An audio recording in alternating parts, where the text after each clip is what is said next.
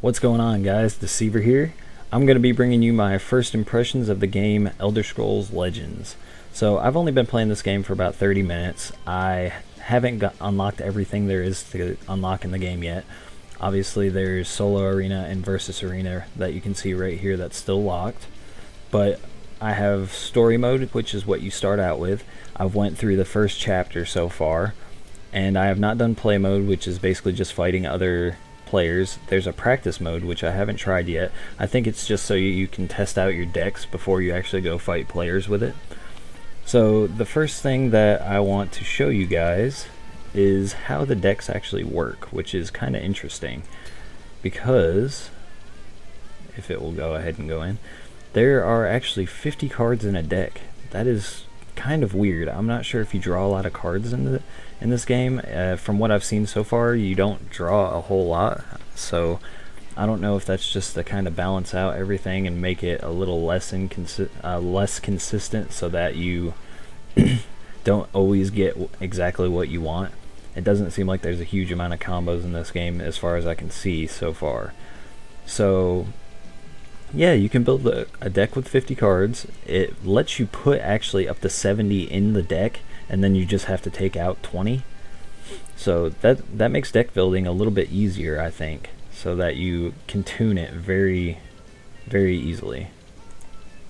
The next thing I want to tell you guys about is the card upgrading. That's something I've not ever seen in a card game before. So I was playing in story mode and I played a specific card. I barely remembered it. It was just kind of a vanilla card. Wasn't a big deal. And then I got out of the game after I finished it and it gave me a couple of rewards. It gave me some new cards and it gave me the option to upgrade one of my previous cards I already had. And it changed its stats in the card's name completely. And then later on in the story mode, I got to a point where I was able to actually upgrade the card but choose what the new stats were and even give it new abilities. So that was really cool. Maybe I can actually show you guys one of the cards that it gave me because I thought that was interesting. I've never seen that before. I found the card that I was looking for, Hive Defender. When I first played this card, it was a 4-mana 3/3, and then I upgraded it and chose to make it a 3/6 with Guard, which is basically Taunt if you've played Hearthstone before. So that's really a cool thing. The next thing I want to talk about are the fact that this game has cinematics and a storyline, like an actual storyline. It tells you a whole different story as you're going through. It plays cinematics. They're not like live action cinematics exactly, but they move around and you get some subtitles and stuff like that. So that's kind of interesting. I can show you here real quick. See? It moves slightly, but it's not like full blown action. It's kind of like how Magic the Gathering does with their games, with the Magic Duels. But yeah, I thought that was kind of interesting. The fact that you can skip it is good too, because I don't really like watching that shit. So alright, so I'm going to jump into a game and I'm going to show you some of the really unique features that this card game has, and one of the things that is probably going to keep me playing it. Okay, so you start the game with 3 cards. You draw a card at the start of your turn. Oh, shut up, I'm trying to explain shit. Okay, and then there are 2 different lanes that you can actually use, which is really weird. I've never seen this in a card game before, but you can only attack creatures that are in the same lane. And sometimes the lanes actually have different things that they can use. Like this one is Windy Lane. At the end of your opponent's turn, a random creature switches lanes. I've played one where if you put them in a certain lane, it gives them stealth for the first beginning of turn.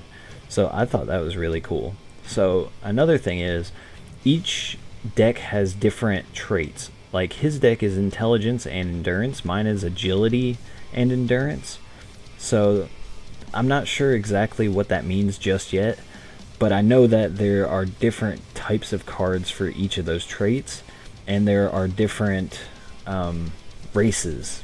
Like the Argonians and I believe the Bretons are my colors, and then I'm not sure exactly what the intellect one is.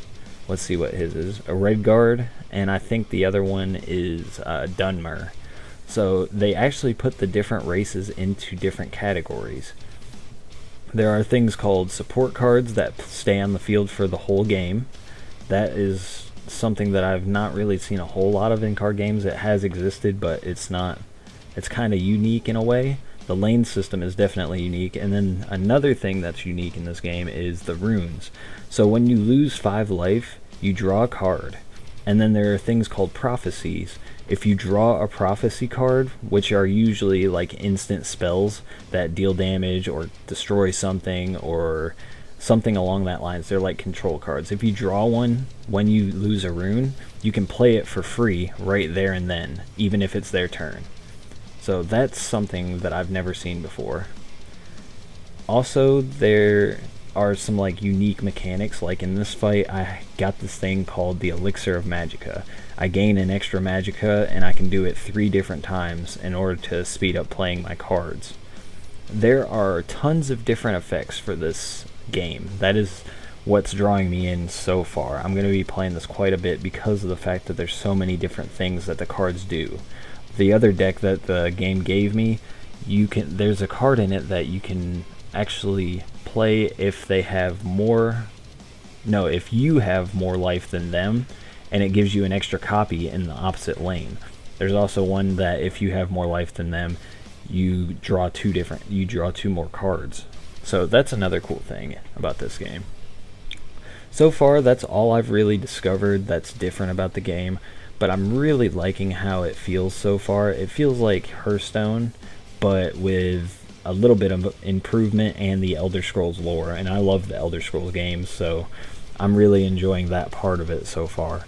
So I'm going to probably make a full-on review when I play more of the game and, you know, organize it a little bit better than this video. But I kind of just wanted to give the first impressions of the game, the first 30 minutes to an hour that I've been playing it, and let you guys know what I think. And I definitely think that you should play it. You can go to Bethesda.net, download the client, and then you can download the game for free right now. It's in beta. Like, I mean, it doesn't take that long to download. It took me about maybe 10 minutes to download. It's a very small client. It's not going to take up much room on your computer, and it's a lot of fun.